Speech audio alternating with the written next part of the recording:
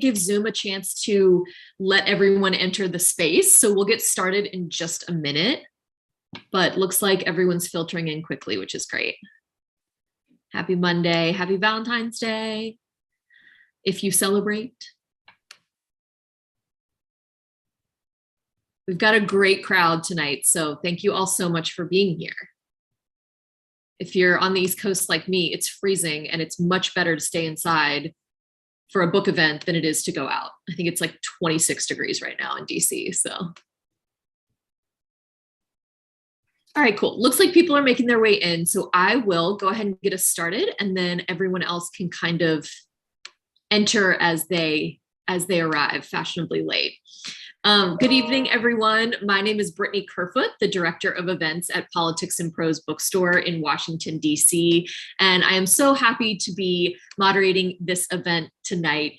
I'd like to wish you all a happy Valentine's Day, whether you're single, partnered up, consciously uncoupled, or whatever there is in between. I think it's going to be really fun to spend this quote-unquote holiday not in an overpriced chain restaurant, but talking about sex with 4 amazing writers. Before we begin, I just have a couple of technical details to tell you. So first, I will drop a link several times in the chat where you can purchase a copy of today's featured book straight from Politics and Prose if you haven't already gotten your copy. And P&P ships to all 50 states. And you can also, if you're in the DC or Northern Virginia area, you can pick up your copy at any of our 3 store locations if you don't feel like waiting for shipping. Also, if you have a question for any of our speakers, we're just going to ask that you put it in the Q&A box instead of in the chat, so that they're just all in one place and easy to kind of pick out. But you're welcome to say hello in the chat. Tell us where you're Zooming from. If you've read the book or gotten the book yet, say hello in the chat whenever you're ready.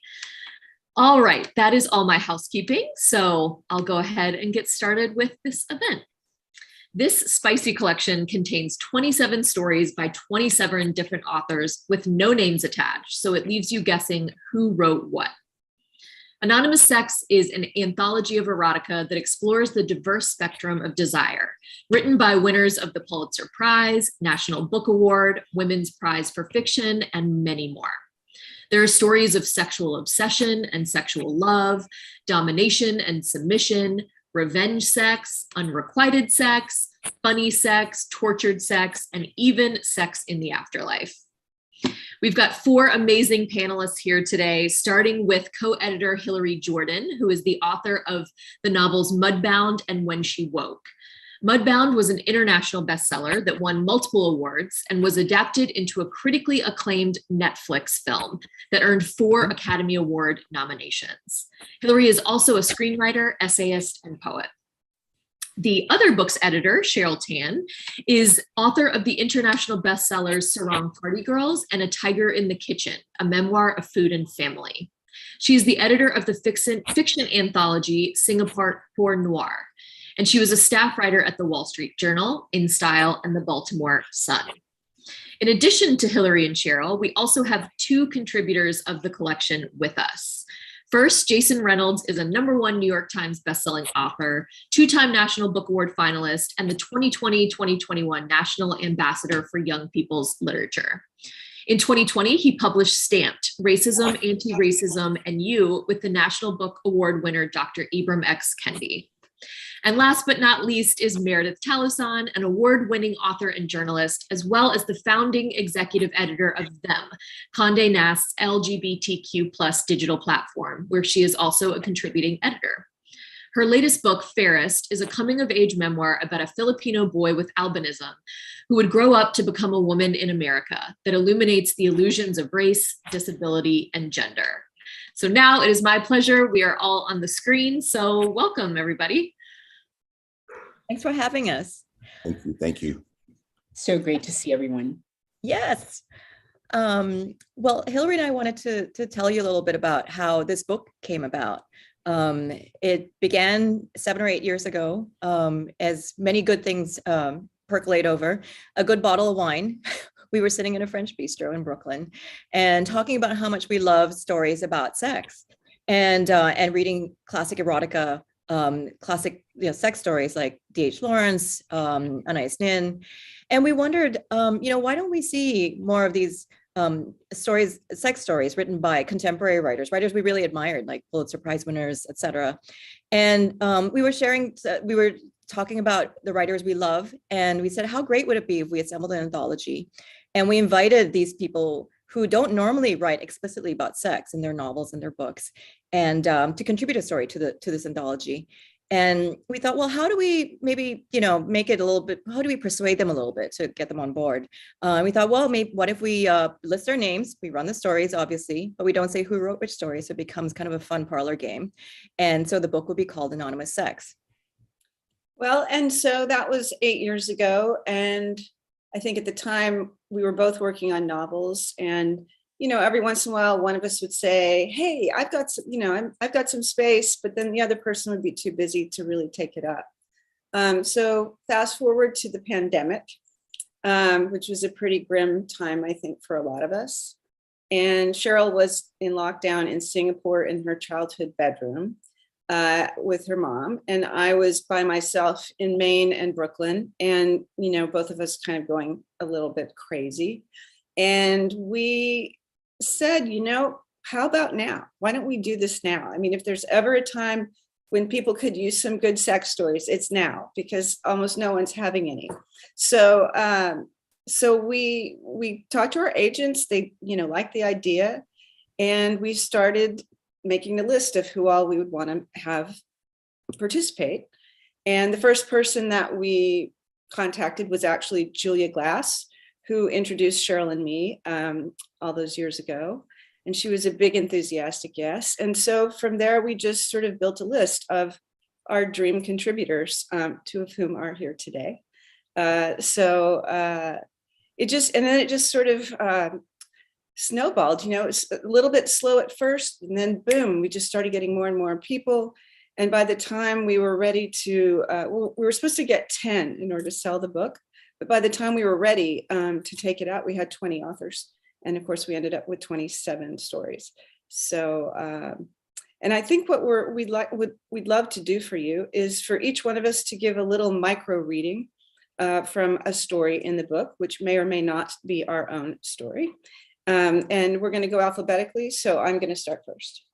And I'm going to read from a story called Altitude Sickness, which is divided up into segments, people and locations. So it's Altitude Sickness, The Making of Alice, Brisbane. And this is sort of from the middle of that section.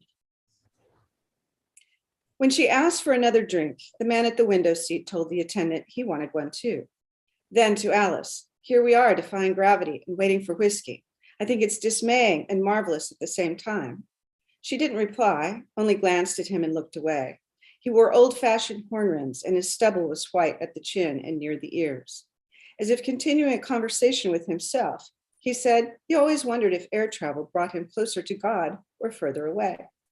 The drinks trolley returned, and they were served in identical glasses with bowls of roasted peanuts and wasabi peas. She took a sip and felt the liquor burn its way past her chest into her belly. And how infinitely tolerable it was now to be alive. How pleasurable, how real at last. She said, closer, perhaps the only thing that brings us closer to God is when we're unmoored from the world. Unmoored, he said. That's the correct word for it when you're 35,000 feet above the ocean. What a relief it is for me to be unmoored. His accent was Middle European or Belgian possibly, or Dutch. She wasn't to know. He kept twisting the band on his ring finger as if to draw attention to it. And later, after the meal and the dimming of the lights, when he placed his hand on hers, she did not pull away, but leaned into his scent of Old Spice, the cologne her father had used his whole life. She took the man by the jaw and kissed him hungrily, as if she had not been kissed for a long time. She covered his mouth with hers. He grabbed the hand wrists in fright and pulled away. Unmoored is another name for freedom, she said. What I want to know is, how free are you? Can you show me? And next we're going to hear from Jason, who is, yeah, great. What's happening, everybody? I hope y'all are good. Give me 1 second. Let me pull up I'm like I'm on the West Coast right now. I'm like doing some traveling, so I'm a little like all over the place. But I'm happy to be here. Happy Valentine's Day. I am going to read a little bit from the shortest piece in this book. I won't read the whole thing. I could read the whole thing because it's like 2 minutes long, but I read a little bit from. It's called "Woman Eaten by Shark Drawn to Her Gold Byzantine Ring," which is also probably the best title in this book. It's brilliant, right? I promise I did not. I wish I wrote this, or maybe I did. Who knows? So I'm out way past the breakers, floating on my back, and it's a calm day. A very calm day out here with me lifting and falling in the swell of the Atlantic. And my man, bless his ravenous heart, is sunning himself somewhere on the beach. And if he's opening one eye now and then when a shadow passes over his face to see if it's some bimbo letting a thong, well, that's the way he is. And my sister would roll her eyes if she knew that here I am once more, accepting his sometimes actionable impulse just because he pounded me good in our second floor balcony room with the door open to the ocean and the morning sun streaming in and voices outside. He pounded me good. And when he started, he said to me, "Don't make a fucking noise." And I can't help a little whimper. And he says, "Put a sock in it." And without missing a thump, he jams a sock in my mouth. One of his socks from yesterday, still a little damp and gritty from the beach. He had it at hand for this very purpose, but I know he doesn't even get the joke. My man has no sense of irony at all, but that's okay too, because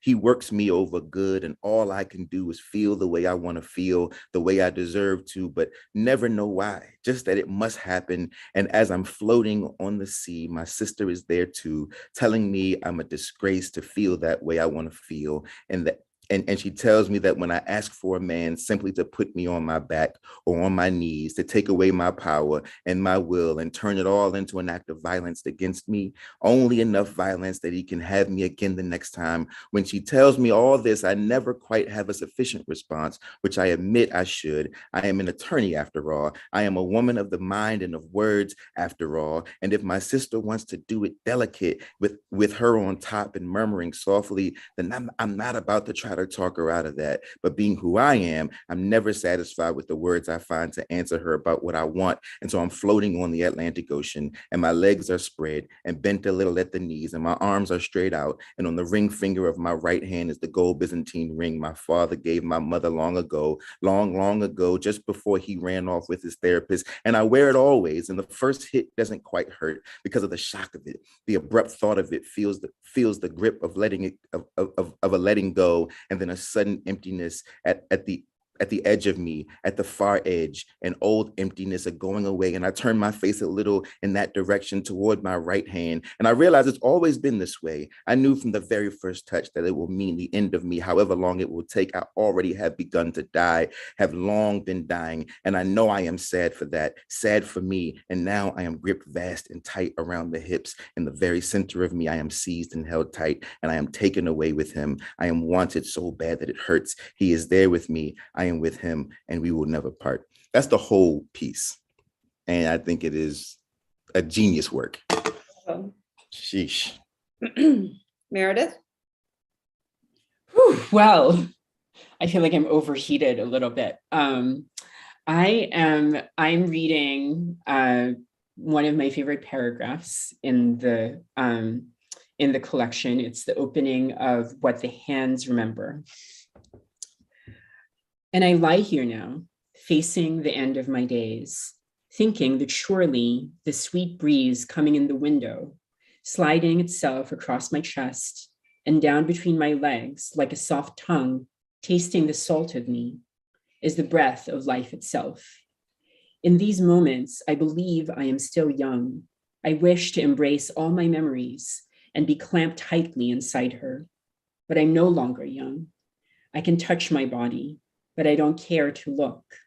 Perhaps when my nurse comes with her warm water and her soft sponge, something might stir. Would I be ashamed? Ah, the spring breeze. It is the tongue of Josephine.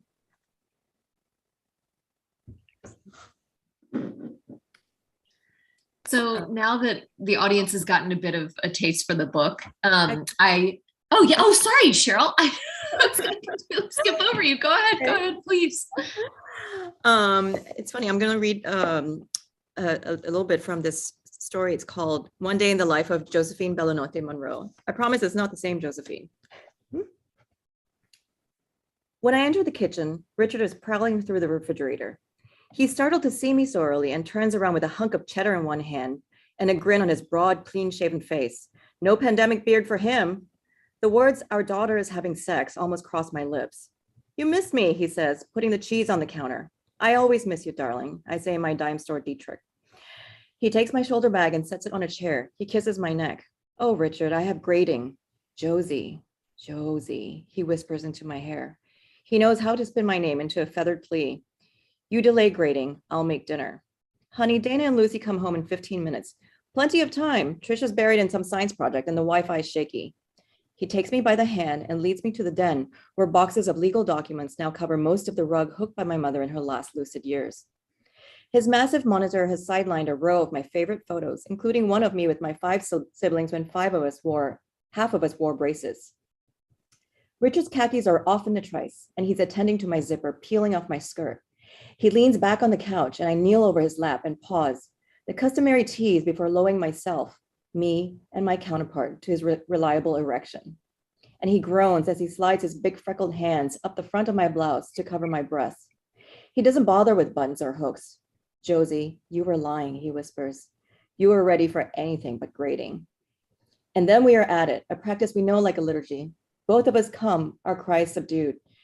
And I try, mostly succeeding, to shut out the image of Dana and that boy man trespassing in that closet. And if you want to read the rest of the story, you're going to have to buy the book. I like that pitch. So I have a couple questions that I want to ask all of you guys, but I really want to hear from the audience. So all of you, if you have questions, please put them in the Q&A space, and we'll get to those when we can. So my first question is for Hilary and Cheryl. You talked a little bit about how this collection came to be, but how did you decide which authors to approach? Did some authors approach you when they found out about the project? Because you have 27 incredible authors. I mean, it's this amazing showing of names. So how did that form? Want to take this one, Cheryl? Sure. Well, the first thing we did was create this wish list, and we thought, just dream big, think of whoever you want. And we were so fortunate because 2 of you, Jason and Meredith, were both on the list. And we were just so excited that people were excited. We wanted to ask Julia Glass first because she introduced us. So we thought that was logical, and she was very enthusiastic. And then from then on, we just approached, we would take turn, we would write letters. We wrote lots of letters. We wrote 90 in total and got 25 yeses. And we just wanted the list to be as diverse as possible. We wanted writers from all over the world because we didn't want, a roster of 27 American writers. So we have writers from India, from Nigeria, people who live in the UK, the Czech Republic. And I'm from Singapore myself. We wanted people who represented all kinds of viewpoints when it came to sexual identity, race, obviously, and also, just sort of different cultural backgrounds. And what we got was 25 stories. We were worried when the stories started coming in that we might get 25 stories that were all about the same kind of sex, all set in the same place. But we should have known that with how diverse our list was, that wasn't going to happen. Each story really is unlike the other. So then on the flip side, both Jason and Meredith, why did you guys decide to take part in this project and contribute it? Tell me about what that was like when you were approached and how you feel about this collection. I guess I can start. I mean, I just remember receiving the email and thinking that the idea was just wonderful and incredible. And I was just really attracted because of the fact that my writing is often filtered through my various identities, primarily as a trans writer. I've written a lot on trans issues. I was really attracted to the idea of being able to write without any of my identities attached to what I would be writing. So that was a personal motivation for me. But then also I had this very weird thing where I was just like imagining opening up this collection and being able to imagine myself as possibly having written any of the stories. And I found that really exciting too. Yeah, I feel like, I think for me, it was, how did I feel when I was asked to do it? I felt respected. You know what I mean? I think for me, because I'm known for primarily writing for children and for young people, I think what happens sometimes is people misconstrue the fact that I am not a child, right? Like I write for children, but I am an adult. Like I am a grown man who does grown man things, right? And so I think for me, the first thing was I felt respected. I felt like seen in a way where it's like, oh, do you want to do this? Because I think a lot of people would be a little sort of reticent to ask somebody who primarily writes for children, do you want to write a piece for erotica?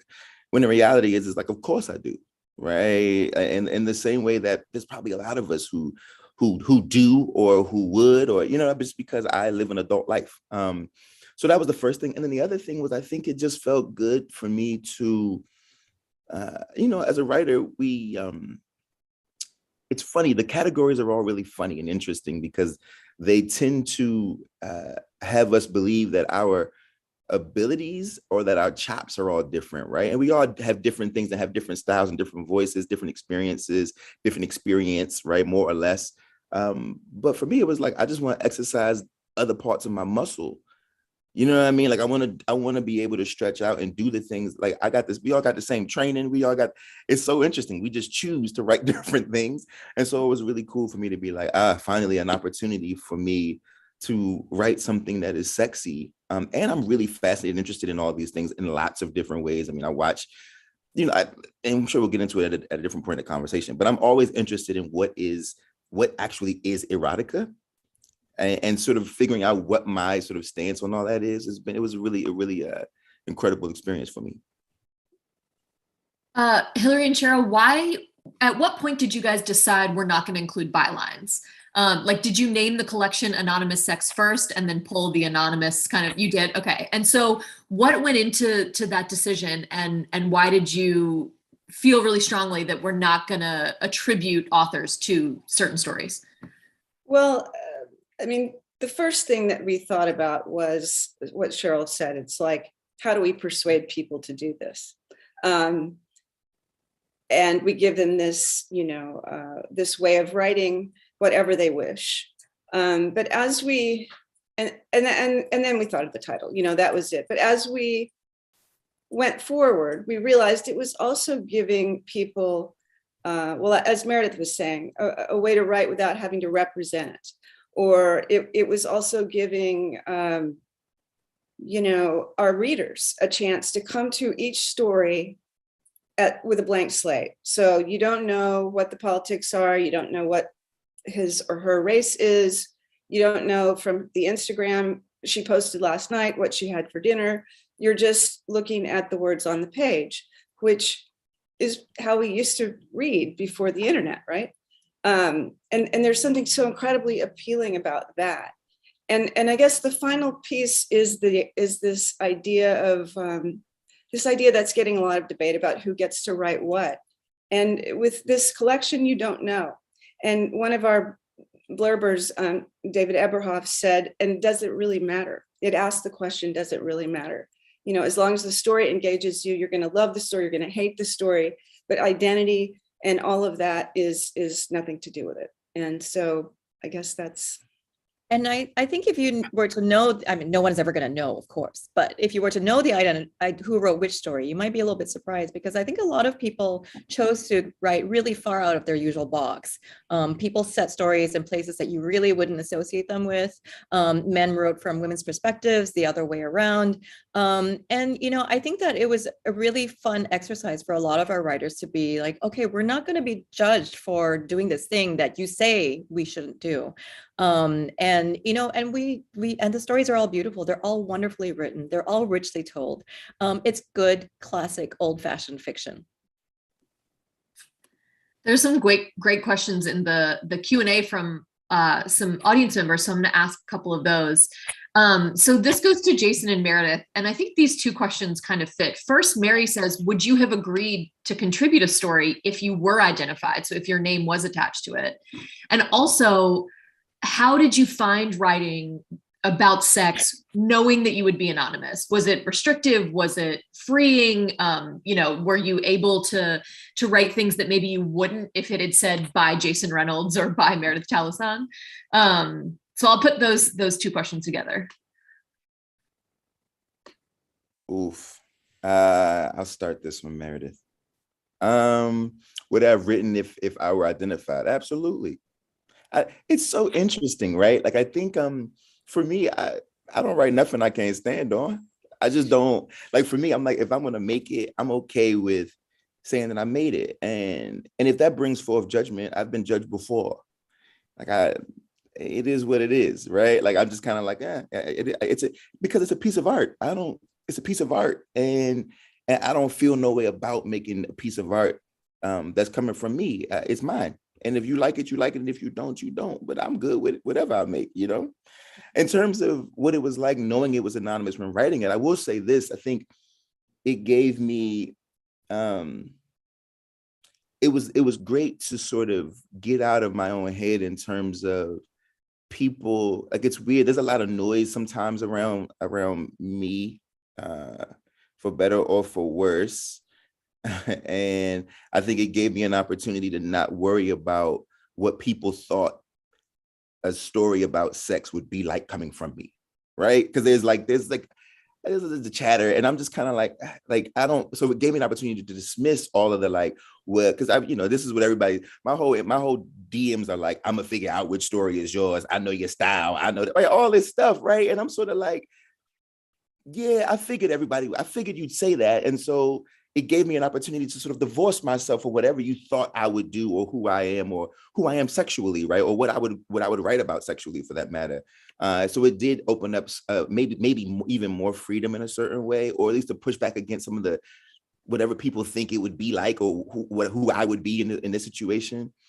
Even though it's about like a character, right? But it's always like, it's you doing it.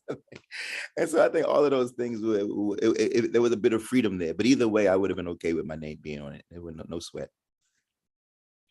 Yeah, I would have also agreed to have been identified, but it's likely that I would have written a different story. Not necessarily because I would have been afraid or something like that of writing the story that ended up being in the collection, but because I feel like I have my own expectations of the type of writing that I do as Meredith, right? And so there was this degree of, like, all of a sudden it was just like, oh, like the universe is yours, right? Like the whatever it is that you're thinking about right now is something that you can put on the page and figure out what's going on. And it actually was really funny, and I haven't told Hilary and Cheryl this. I actually ended up writing 3 different stories that are all very different from each other, in part because I just really, really enjoyed not writing as myself. I just really enjoyed writing as this theoretical, without any of the pre-existing expectations about what kind of, not just from other people, but also from myself, about what type of work I'm supposed to produce, right? It's so funny. One of our other writers, Catherine Chung, has said a few times now that now she wants to write everything anonymously because it's so freeing. And also, Hilary and I want to see the other 2 stories that you wrote, because we know the one that you turned in, and we definitely want to read more from the freed Meredith. Well, I do want to say, just for the audience, that we all signed contracts stating that we would not reveal which story we wrote for 18 months. I think some of our writers will never reveal it. I think some writers, I would be comfortable revealing it, but I'm going to keep the mystery alive. So I'm going to kind of take it to the grave, I think. But so everybody really took that very seriously. And on our end, we took the secrecy very seriously. There, our editor knows, although she did ask to read blind, and she only guessed 2 of the stories. She thought she was going to guess a whole lot more. And, the payroll person knows, but we have really kept the circle of people who actually know the identities as close as we possibly can. Like, we don't even know each other's stories. That's what I was going to ask. If we know each other's story, we know everything. But well, like, Cheryl, but not the contributors, but right? I don't know anybody's story. The contributors don't know each other's stories unless they were friends or readers for each other, which in some cases people were. Okay. and Yeah, it's not and about I mean- shame. Like, we want to emphasize that it's not about shame. It's not about hiding behind anonymity. It was really sort of an exercise, literary exercise, and just sort of jumping off into the unknown a little bit. And it's been just lovely. One of our writers took to calling this book The Good Ship HMS Anonymous Sex. And it sounded like we were this band of people on a ship sailing into the unknown. And it's kind of fun to still be in that bubble. We're not hiding. It's just nice to have this little secret among us. So Jason kind of brought this up when he was talking earlier, and I'm glad he did, because it reminds me, we did an event, I guess last year, with some contributors and the editors of Kink, Garth Greenwell and Aro Kwan, and this book reminds me a lot of that, which is another great collection. And we had a big discussion about what is kink and how is it viewed and how is it stereotyped, and there's a stigma, right? And I mean, just general sex is the same way. And Jason kind of brought up erotica and what is erotica. And I would really love to explore that a little bit about what erotica means to you, how you kind of view it, especially in terms of literature. And someone asked in the chat or in the comments is, do you think writers of erotica get the respect that they deserve? Because as we know, a lot of eroticas, or romance, which is its own huge and very lucrative genre, it can be made fun of. It can be seen as not real literature, right? And then there's the idea of chick lit, which, I hate that term, but talk to me about erotica in the world of literature and what it means to you and how it's kind of viewed in the literature world. Interesting question. Well, I mean, it's writing that's about sex. And as with any form, I mean, I think there's a kind of a scale of what people are doing. And one of our interviewers actually sort of said to me and Cheryl, it seems clear to me that from this, you didn't seek to do a classic erotica collection. You sought writers who would give stories that were about the humanity and about the emotional part. Because a lot of times in erotica, not always, but sometimes in erotica, it's more about what the body parts are doing, and less about sort of the deep connections that people have to sex and sexuality. And so we did not seek out any writers of erotica who that's all that they do. We sought out writers of literature, and they wrote some really hot stories. But that's not to say that erotica isn't good literature too. There's there's a lot. I mean, look, Aeneas Nin is amazing. Mm-hmm. So it's really hard to define that. I don't know how you would say it. Any of the others. I mean, I think for me, it's something that I was sort of wrestling with, trying to figure that out. I think it's because I think there's the definition, the sort of industry category, but I don't know if I agree with it. And in terms of your question about is it respected, it's if we're talking about romance, it's a massive category. So it's respected by its readers, right? And so we're always like, is it being respected by who? If it's clearly being respected by its readers, right? As somebody who writes for kids every day, this is the argument I'm having every day of my life, right? Are we being respected by my readers? Sure. You know what I mean? So I guess I'm okay. I guess that's all good. In terms of erotica, for me, it had, when I thought of it, or the way I approached it was sort of like, is it about sex or is it about eroticism? And those two things may, because eroticism may or may not include sex. Right. Right. And so like, for me, it was all about like, how do what was my intention? What was my goal? And my goal was, at the end of my story, I want you to be turned on. right? Like I want you to feel something in your body. You know what I mean? And I want to figure out, is there a way for me to do that that feels really, really almost like, how could I do that back here? Because that's just the way that I approach my own writing and my own life in general. It's like Tampopo. Do you guys know the movie Tampopo? Mm-hmm. The egg. So the egg, it's the egg. So I'm thinking about the egg scene. And so for all those who don't know this, there's this movie Tampopo. It's this genius movie, came out 50 years ago. And it's about a ramen shop. And there's this one scene where there's a couple, a gangster and his girlfriend. And you can YouTube this scene, but you should watch the whole movie. And he cracks an egg and he cleans the white of the egg. And then he takes the yolk and he puts it in his mouth and he passed the yolk. He and his girlfriend passed the yolk back and forth, from mouth to mouth until she finally cracks the egg and orgasms. They're fully clothed. They're standing up at the bed. They don't touch each other. That's all that happens. And it's the sexiest thing you've ever seen. I promise you. And I'm thinking to myself, like, that's what I want to do. For me, it was like, that's what I want to do. You know what I mean? And so that was sort of my whole take on it.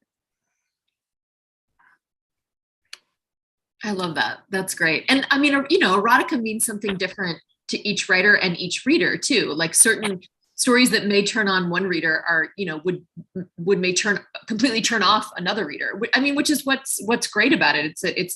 It's even more than most stories. I think this collection is like very dependent on the reader, what they take from it. Well, speaking of writing about sex, and this is a question that I have myself, but that also is in the Q&A, writing about sex can be really difficult for a number of reasons. And even when we get over our own, shyness or insecurities, there's so much that goes into writing good sex.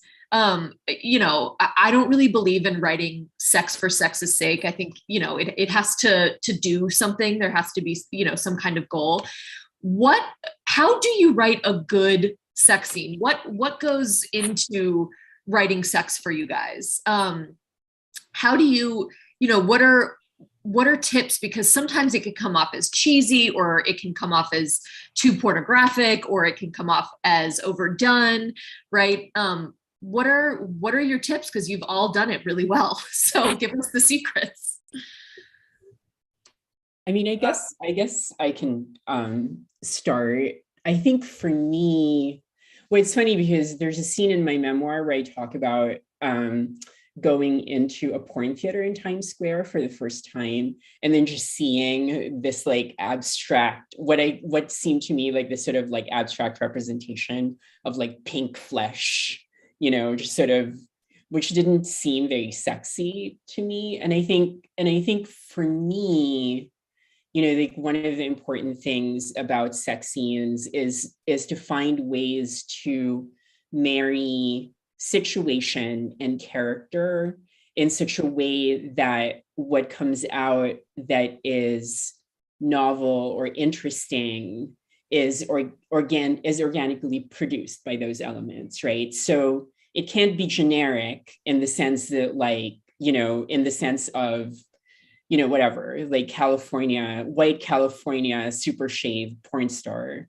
sex, but at the same time, it can't be novel just for the sake of being novel, because it's not going to feel like, it's just not going to feel organic or part of a larger whole. So what it needs to do is, like every interaction between two or more people produces, just all of these amazing combinations of characters and motivations, et cetera, and then putting them in situations or moments that are themselves, climactic or fascinating in their own ways, then that just produces an infinite variety of possibilities in terms of the way that people can interact sexually. And off that, I was going to say that I think that good sex scenes are incredibly particular. They're particular to those characters. Two other characters could not be having the same sex scene.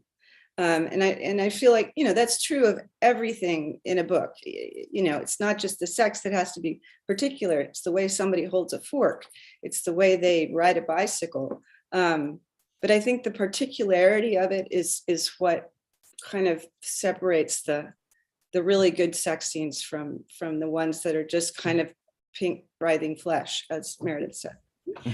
I think Yeah, too, when they're like disembodied from the actual character. There's not, yeah.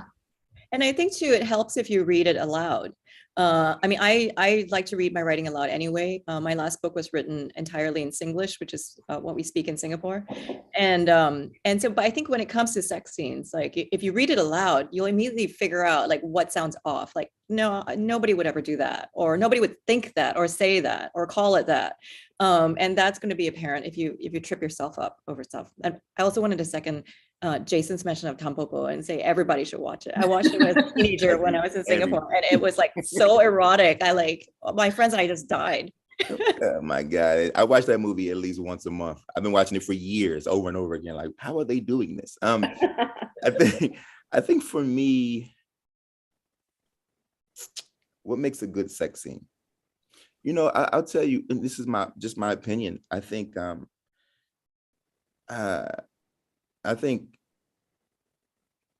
I think about my work like I think about everything else in my life. And I think when so like for me writing the book, I'm like, what makes a good sex scene? Well, what makes good sex, right? Like that, like, let's figure out how to sort of like put those things together. And so for me, and of course that ranges, right? That's different. I think that there are a few things in my own life that have been consistent.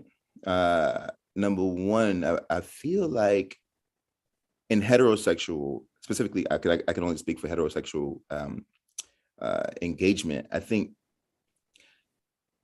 once you get to like penetration is like the least exciting part, right? So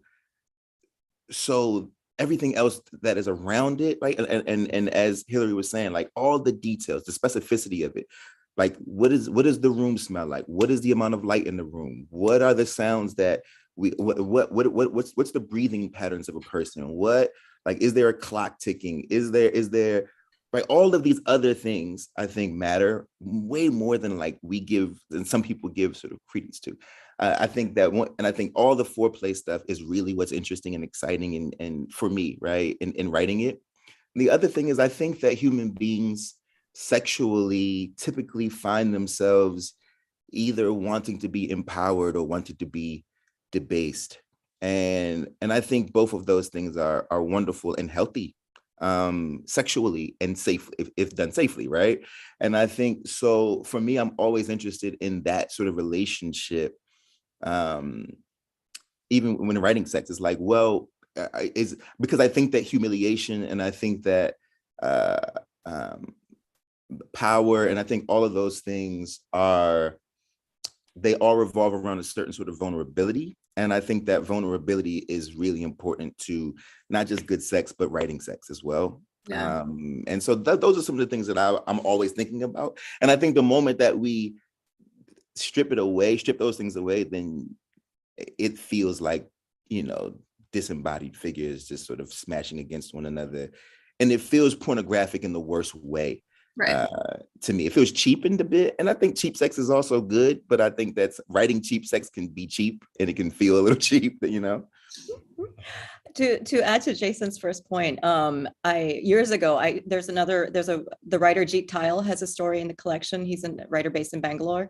And I once gave him a tour of Singapore's red light district. He was doing research for a story. And he said, Cheryl, look, the looks on the men's faces before they go in are so much more different than when they come out, because it's all the anticipation, the joy, yearning, it's all there. When they come out, they just look defeated.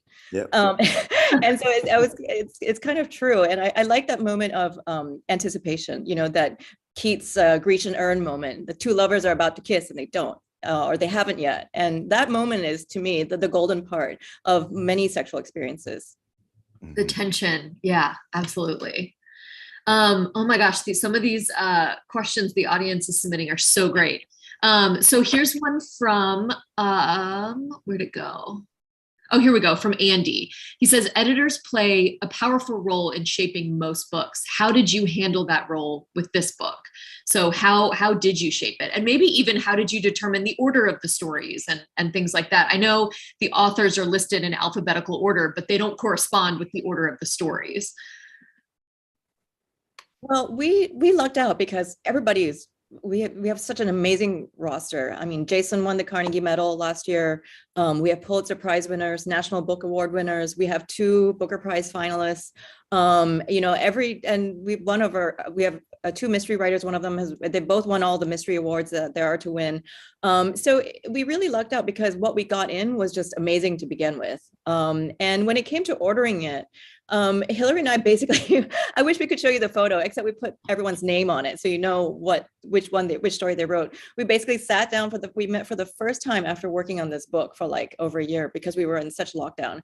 And we sat down, made sticky notes with the title of the book, the title of the story, and the person's name on it. And we literally spent we opened a bottle of wine and we just sort of like shuffled them around. We wanted a range. We didn't want all the long stories together because some of them are very long. Some of them are close to 8,000 words. Some of them are, as Jason read, very, very short. We wanted humor like interspersed sometimes. So things didn't get so heavy sometimes. We wanted, we didn't want like 5 stories about bondage all to be together. So we had little symbols very crudely drawn on the sticky notes, like of handcuffs or of a smiley face or a male or female point of view, so that we could sort of. Wait, what did the smiley face mean? Funny, because okay. it's really funny, delightfully funny sex stories in the book, Gotcha. which we kind of wanted to intersperse, and so that helped. Those drawings great. Definitely would not be at the MoMA. They were pretty crude, but. Alexa just said in the chat that Tampopo is on HBO Max. So if you have HBO Max, you can watch it. And just so y'all know, Tampopo is not a movie about sex. I just want to make sure y'all don't go sign up like, oh, this is going to be in. It's a movie about a ramen shop and some gangsters and finding the right ramen recipe, and then interspersed are these interesting moments. Just so I don't want to set y'all up. It's an absolutely amazing movie. I mean, I feel like it's required watching. Everyone's just going to fast forward to try to find the egg scene now, though. That's the problem. And it was filmed pre-COVID, of course. So the passing back and forth the yolk was. Yes. This is a good one from Alexa. What surprised you about the process of writing / sharing your sex stories? What did you learn?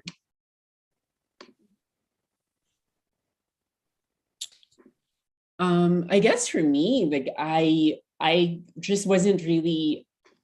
It's strange because when I started brainstorming for what I wanted to write for this collection, I literally spent a week just writing sort of random sentences as they came to me. And that was just and I now do that on a regular basis. I realized that prior to working on this, on my story for this book, I had a very specific idea of the kind of writing that I wanted to do. And working on the book made me realize that idea is actually really limiting, and that my notion of what I could write and what I'm interested in is actually a lot more expansive. I think for me, what did I learn? I think if anything that well, first let me say, before I wrote it, I took a month or 2 and just read a bunch of stuff, and wanted to make sure that because I think because erotica is so broad, and I was like, let me just read as much as I can and kind of digest it. I mean, I'd read Anonymity a long time ago and loved that work. But just kind of going through and just reading fiction, like just reading novels that have sex scenes in them and trying to find really good, because there's so many bad sex scenes to me, right? It's just like, especially written by men. And so like that was because that was the real thing for me. It was like, don't be that guy, right? That the whole thing. I was like, Jason, whatever you do, just don't be that guy that writes the word fleshy mounds in your story. Right? You know what I'm saying? Like trying to make sure, like that, exactly, right? Like making sure that I sort of left those references out. And so that was the first thing, was like getting myself together, reading my fair share of work and trying to figure out what my sort of way in, what my sort of angle was going to be. And then it was all about, and then I approached it like I approach on my work, right?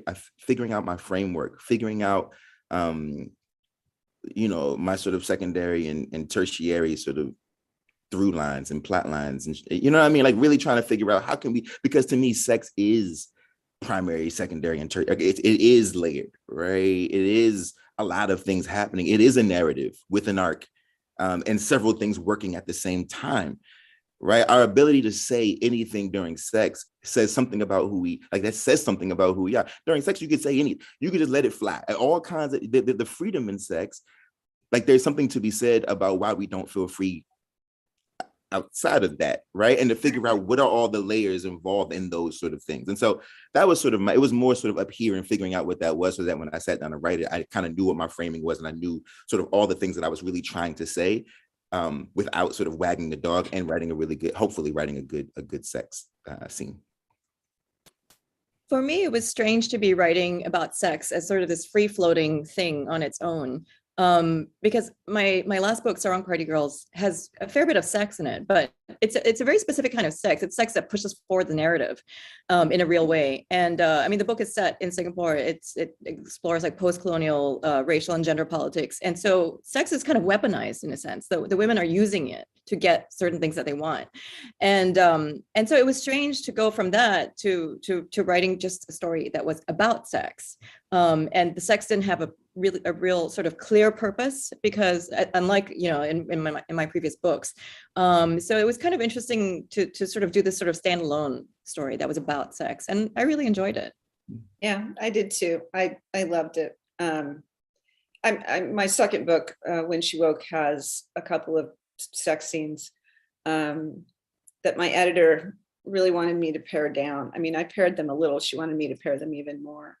But I feel like this gave me confidence about writing sex, and I think I might write more of it, because it's an essential part of our humanity. So why is there a stigma to it? Why do we feel shame around it? I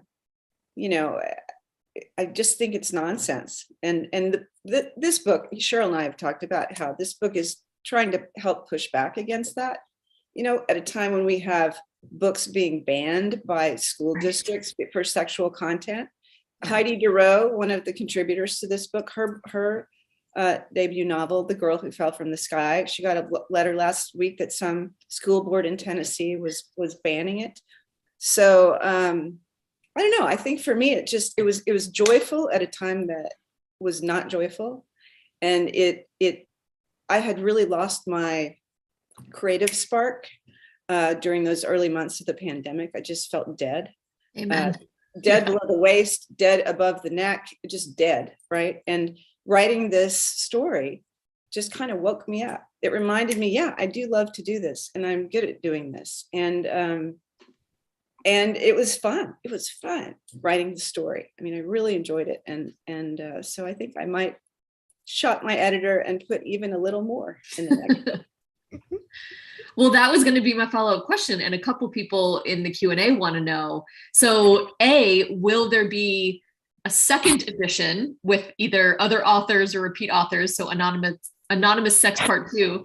And then for all of you who are not, typically erotica or sex writers or kink writers, will you incorporate sex into your scenes? I mean, Jason, somebody asks, do you think you'll incorporate more sex into your stories? After all, teenagers do grow up and explore. Any plans for an adult book? So how are you guys going to incorporate and use this experience of writing sex into your future work? I mean, I think for me, there is an adult book that's being written, and there's some sex in it, and it's dope. I mean, look, I think sex should be written when sex is happening in the story. I mean, to me, this is all very simple, right? Like the story needs what the story needs, and the story doesn't need what the story doesn't need, right? And so I think that because teenagers do have sex, right? And I think when I was the greatest, I wrote a pseudo sex scene because most 15-year-old boys, at least when I was coming up, at least me when I was 15, was bumbling, right? And afraid. And so for me in that moment, it's more interesting for me to write the fear and insecurity behind sex as a teenager, because we never ever see that, especially from it's like, because that's closer to the truth from some like chest beating little boy who thinks that he's, 40 at 14. right? And so like for me, that's where it lives in that space. Now, will there be a time when I write a healthy sort of confident sex scene in a young adult novel? I'm sure. And I'm looking forward to it, right? You got to be a little careful, not because of the sex, but because what we're all, just to be clear, what we're all actually concerned about when writing sex and young adult literature is child pornography. Is like right? Like it could get a little funky in terms of who picks your book up once they find out that you have written about teenagers having sex. That's where it gets a little dicey. So that's the reason why it's like it can get a little funky. But if it works, it works. And I feel like I'll practice and work hard enough to write with a deft enough hand for it to work, you know? And then my adult novel, of course, like absolutely. I can't really say too much about it though, but yeah.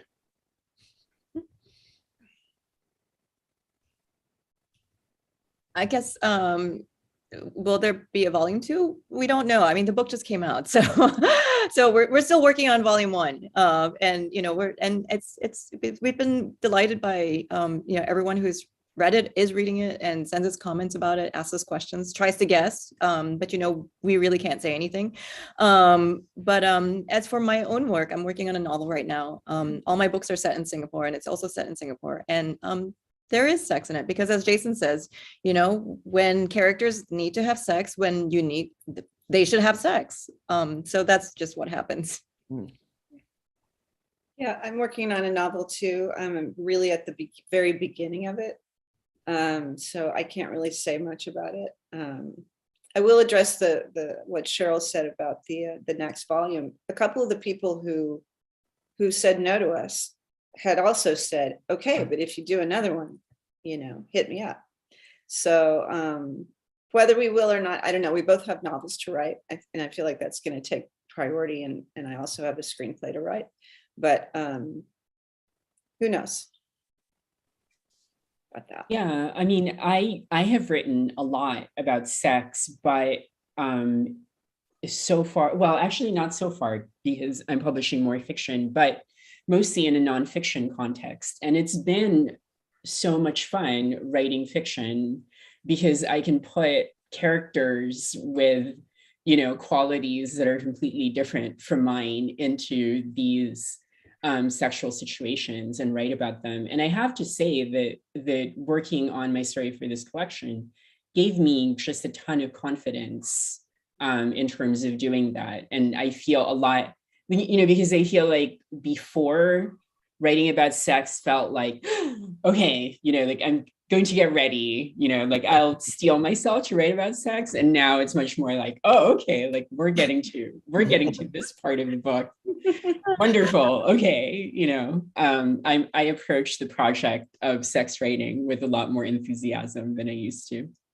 And maybe, and that's kind of a good approach for sex too, right? It's like this, it's like writing about sex and sex. It's like the more you overthink it, the more likely it's going to be terrible. So. Yeah, right. Exactly.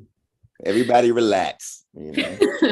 I love that people are already ready for version 2 though. That's great. We're only it just published, so that's awesome. Okay, my last question, which I'm sad about because I could talk about this forever and I have had so much fun, but what are some books you would recommend if people, other than of course this collection, if people want to read good sex scenes? Jason, you brought that up a little bit about, you know, how to write good sex scenes is to read them, but what would you guys recommend? I would recommend the early books by Michael Cunningham, Home at the End of the World and Flesh and Blood. I think they're incredible. I was actually, and what's the one that won the Pulitzer? The Hours. I was reading there was a scene in The Hours I was reading when I was on an airplane, and I was crying. I had tears running down my face reading this love scene, and the stewardess came by. She said, "Are you all right, honey? Is that a sad book?" And I said, "No, I just will never write this beautifully." I mean, that's really what I was thinking in the moment. So I highly recommend him. And I reread some of those scenes, just like Jason did, you know, in preparation, just to sort of say, okay, this is how you do it.